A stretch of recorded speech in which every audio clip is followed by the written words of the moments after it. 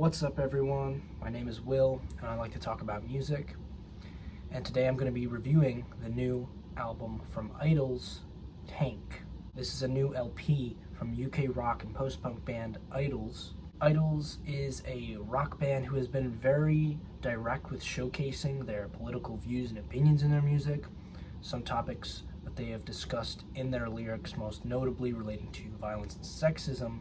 Their last album, Crawler, displayed a clear change in direction in the band's discography, as it was much more subtle in tone and not quite as punchy and aggressive as their prior material. However, despite the reputation of the band having these very direct and heavy topics showcased in their lyrics, the lyrical themes on this album actually tend to be more about love, relationships, and devotion throughout the album, which is definitely a clear change in lyrical material. But at the same time, this album instrumentally shows the band stepping back a little bit into some of the aggression that was present in their music prior to Crawler. Since Crawler took a very clear subtlety to the band's sound, I think that IDLES definitely took a different approach on this album in terms of melding these two different worlds. I think that there are many tracks on here that definitely come across as pretty punky, pretty straightforward in terms of their grooves, and very energetic with a lot of somewhat aggressive performances. But at the same time, there are also tracks in this album that feel like they are taking a little bit of their sound that was present on their last album and developing upon it as well. So there seems to be this good balance between very aggressive punky cuts here and less aggressive and more immersive tracks as well. One of the more immersive tracks comes on the first cut, simply titled Idea 1, which starts out with a syncopated bass rhythm that leads way into some spiraling keys, and this definitely creates a striking and immersive atmosphere with the hypnotic textures in the mix. I also enjoy the lead singer's recitation of the poetry in the lyrics that makes some ambiguous reference to a fire. It feels like the world is just crumbling down. It creates this very apocalyptic feel to the song. And while I do enjoy this opener quite a bit, I think it automatically highlights some of the problems that some of these slower and more dwelling tracks, while they do catch on a vibe and a mood and certainly have an atmosphere to them that they consistently engage with throughout, I think their progressions tend to be a little bit bland and less developed than the punchier cuts here. And I think that's definitely proven on the next track, Gift Horse, which is definitely more of a punchy cut, more of a direct cut. The vocals on this one are not as quite up front as they were on the opener, I think, just in terms of their production, but it's also clearly more aggressive, especially with these busy guitar arrangements. The main guitar riff is not even all that coherent, but it seems like they're building it based upon this very repetitive rhythm throughout. The vocal performance on this track is consistently invigorating, and I also like the chorus sections with Explode, with more noisy, chaotic instrumentation with the refrain of "Look at him go." It is just very epic, very intense, and I think it definitely has a stronger, more concise progression than the first track. It definitely feels more fleshed out as a whole, and I think that's what these really more punchy tracks definitely achieve. Pop Pop Pop is one track that I'm a little bit torn on. There are definitely some cool vibes here, but nothing really grabs you enough to make it pan out and into anything super cohesive overall. There's some sustained and slightly abrasive synths in the mix that are interesting, and the extended outro with the incoherent vocals I think is pretty unnecessary to the progression of the track as a whole, and I think it overall drags on too long. However, things definitely pick up with the track Roy, whose grooves and rhythms on this cut become more straightforward compared to the last cut, And I think this is definitely a good sign, as we've seen that the more punchy cuts are definitely working on this record a little bit better. There are also some very nice vibrating wavy synths and exhilarating drum fills on this track too.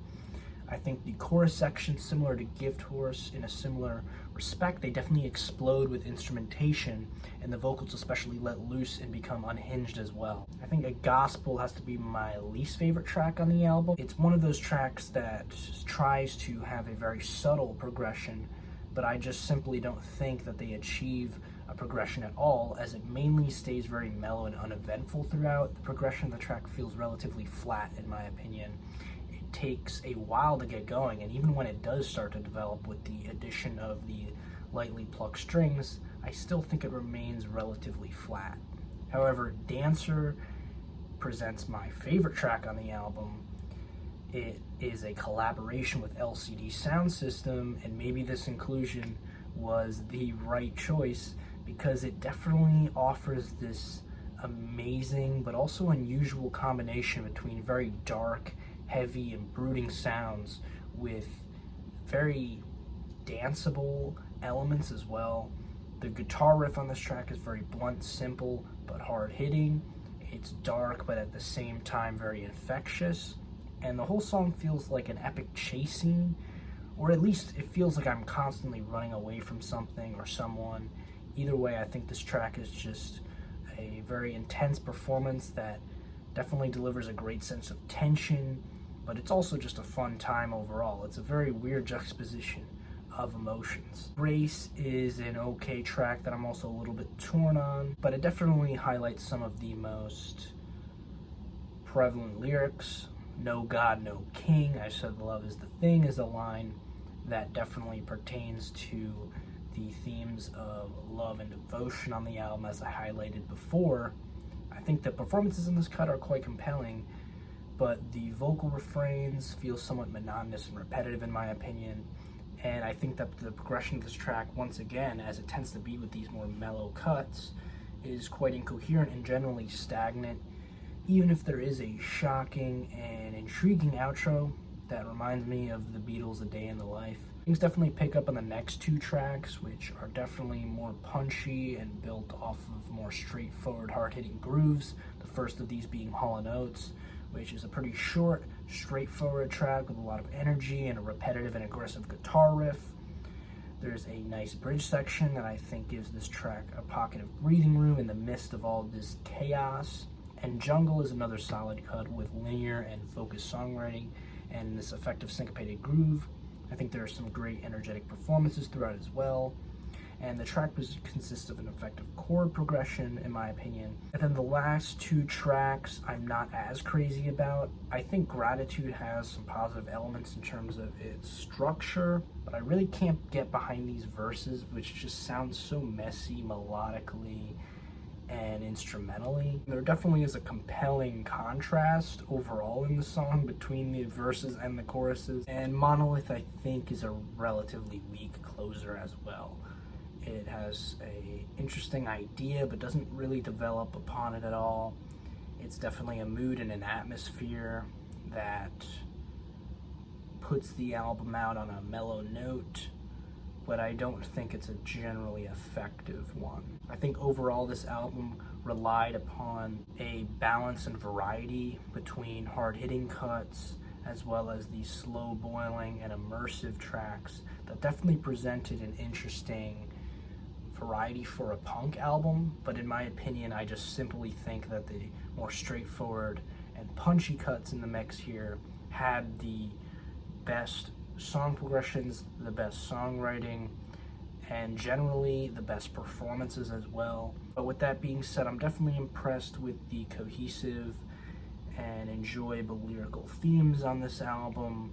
I'm definitely impressed with some of the main highlights here that create a very cool juxtaposition between dark and light, and a lot of the time they do display some great energy that shows that they are definitely coming back in the right direction.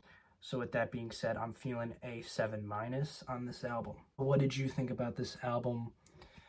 Let me know in the comments below. Hope that you subscribe for more videos and content relating to music and other things. And I will see you next time. Peace.